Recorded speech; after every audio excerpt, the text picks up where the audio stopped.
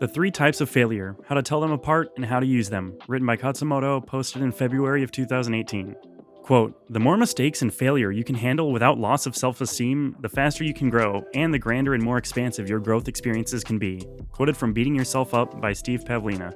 The problem with English and every other language I've been exposed to is that they have, only one word for failure, at least as far as I'm aware.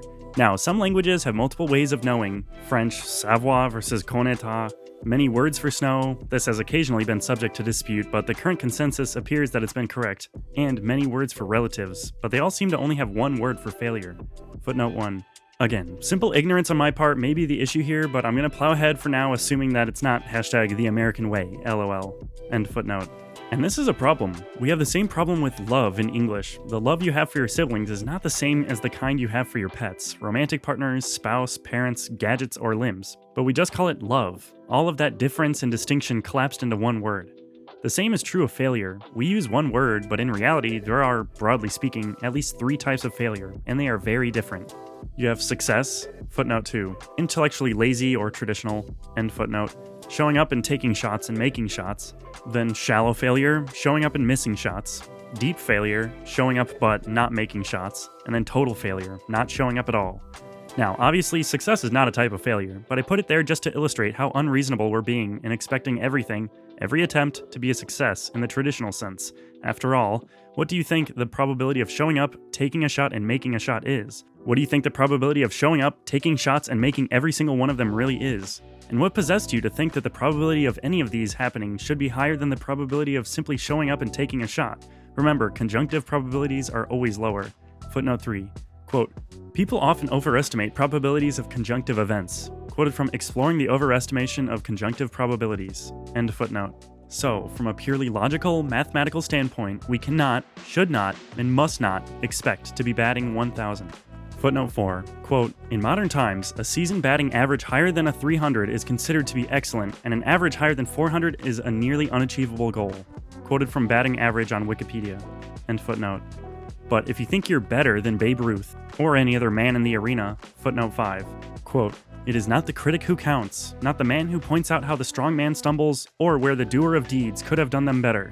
The credit belongs to the man who is actually in the arena, whose face is marred by dust and sweat and blood, who strives valiantly, who errs, who comes short again and again, because there is no effort without error and shortcoming, but who does actually strive to do the deeds, who knows great enthusiasms, the great devotions, who spends himself in a worthy cause, who at best knows in the end the triumph of high achievement, and who at the worst, if he fails, at least fails while daring greatly, so that his place shall never be with those cold and timid souls who neither know victory nor defeat."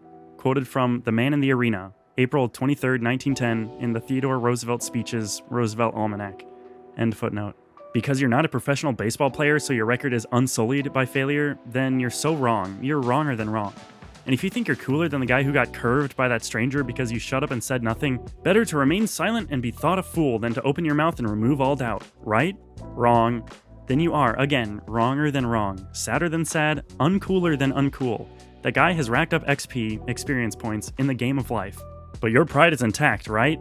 Well, that and 500 yen will get you a tall steamed milk at Starbucks. Omedetou, congratulations. All learning, all success is nothing but continuous improvement, and improvement is just a trade. What do you trade? Time? Money? No. The real price of learning is dignity. You risk, and often experience, looking and feeling like a schmuck. And the only insurance policy you have to protect you is unconditional self-love. But what do you get in return? Priceless. Anyway, back to failure. Shallow failure is the kind we want. Deep failure and its sibling total failure are the kind we do not want.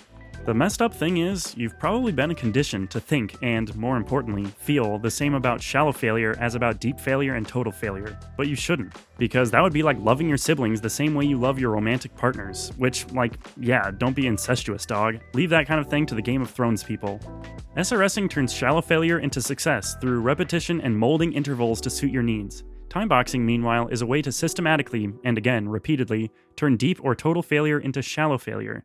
This is not to slam strategic thinking. Indeed, as Sun Tzu taught us 2.5 millennia ago, footnote 6, "For to win 100 victories in 100 battles is not the acme of skill. To subdue the enemy without fighting is the acme of skill."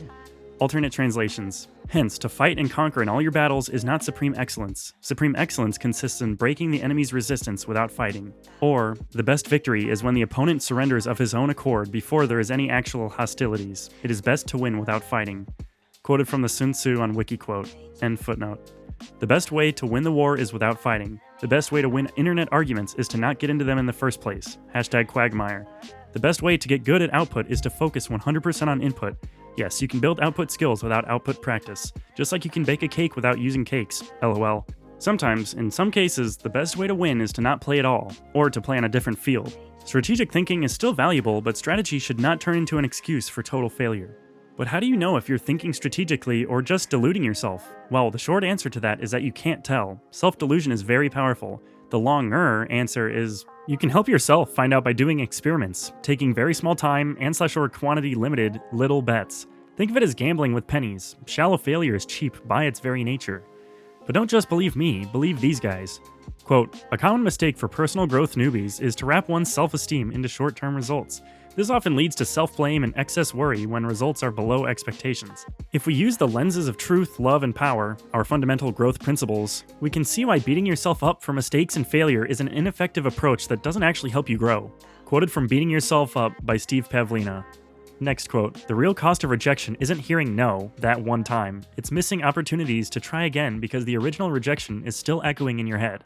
Quoted from Aim to Fail, Why Rethinking Rejection Can Increase Productivity. Next quote, I've got a painter friend who paints one painting every single day. He believes that it's impossible to paint 350 crap paintings in a row. So if he paints every day, something will be a success. Quoted from Aim to Fail. Next quote, there's one crucial area we neglect when it comes to goal setting. We don't set goals for failure. Quoted from You should aim to fail a minimum of once a week in the Thought Catalog. Last quote, what if we started looking at failure itself as a win? What if, instead of measuring the chances that worked out, we measured our successes by the number of chances we opted to take? By the number of times we put ourselves out there, the number of goals that we gunned for, the number of attempts we made to learn or to take a chance on something new, even if it didn't work out. Also quoted from You should aim to fail a minimum of once a week in the Thought Catalog. Some companies in Japan have been implementing these lessons for years now. In the late aughts, one Japanese company, a pet food manufacturer, stopped giving its salespeople monthly sales quotas and instead gave them monthly visit quotas. Instead of tracking sales in dollars or yen, it tracked attempts at sales. It redefined success. Result? More sales, more attempts, more dollars. If thing A causes thing B, if A is necessary for B to exist, then A is more important than B and we should focus on A. Breathing matters more than fashion. Electricity matters more than, font shape. You get the idea. And so this brings me to a new, better, non-traditional, non-intellectually lazy definition of success. Success is the number of attempts made. Corollary, so-called shallow failure counts as success. Failure is deep or total failure. Note, failing at every attempt is not total failure.